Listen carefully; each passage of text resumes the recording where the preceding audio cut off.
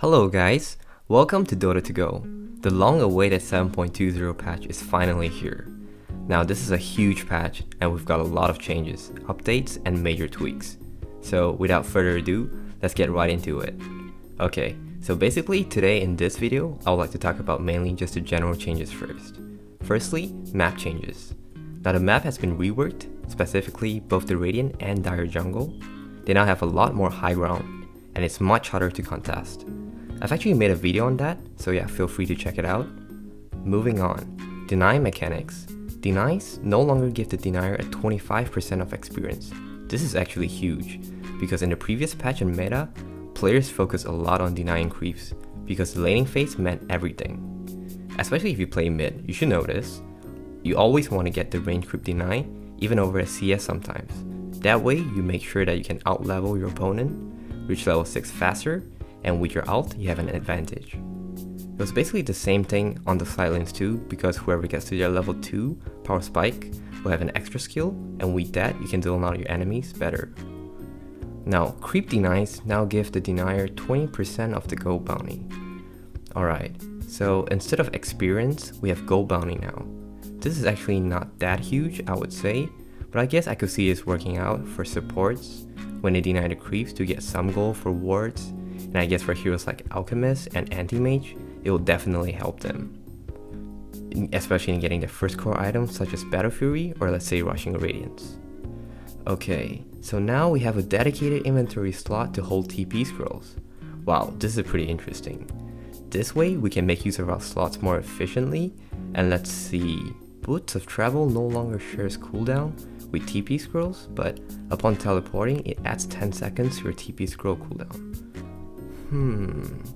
Well, this is pretty interesting, because basically, if you have a TP scroll, I guess on most heroes you wouldn't really want to get able to travel, especially in the early to mid game, unless you're playing someone like a Tinker or Ember Spirit, where you kind of need it, or unless it's in the late game, where you can afford a boost of travel level 2, that's when it only comes into play. So yeah, pretty interesting, can't wait to see how this actually turns out. I guess we'll be seeing a lot more of power treads and face boots, but more on that later. Neutrals. Let's see. Stack neutral. Creeps now give the stacker 35% of bounty instead of 25%. This makes sense since they swapped the medium cam with the ancients on both the Radiant and Dire side. This makes the jungle a lot more compact and harder to contest. Non-ancient neutral now provide 5% more gold bounty. Oh my god, I hope this doesn't bring back jungle LC in pubs. Please guys, if you're watching this, for the love of god, do not do this. Alright, hero selection. We removed daily bonus hero concept. Okay, just some pop stuffs. I'm glad they finally did this. I don't even know why they added this in the first place. Randoming giving you an extra mango and fairy fire was pretty stupid, in my opinion, so thank god it's gone. Now, armor.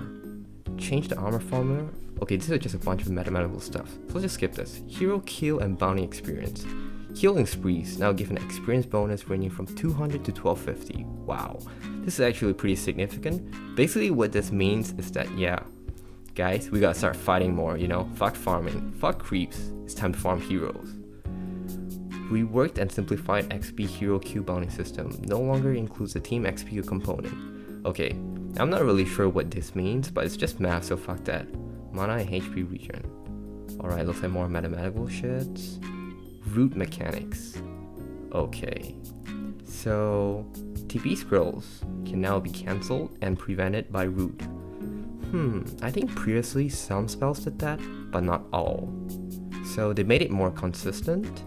Doctoral Ensnare, Searing Chains, Naga Net, etc. no longer stops channeling spells and action. You probably know this, especially if you play as heroes. And let's see, Cleave and Splash changes.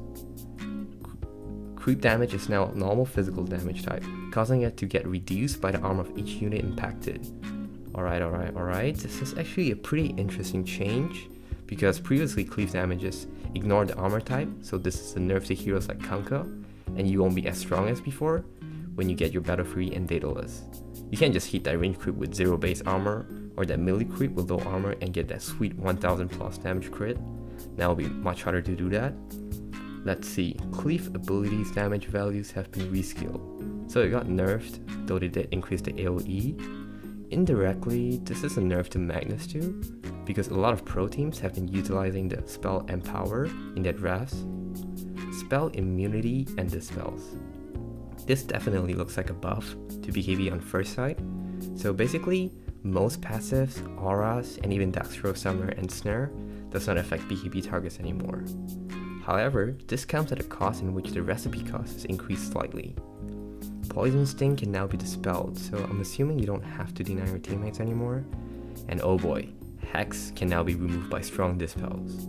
This is definitely a buff to heroes like LC and Abaddon with their Aphotic Shield and Pressy attack. Alright, towers and structures. Towers no longer gain extra armor per nearby enemy hero, okay. Nothing significant here, basically just slightly harder to siege now. And they modified the health points for the Rex and Ancient.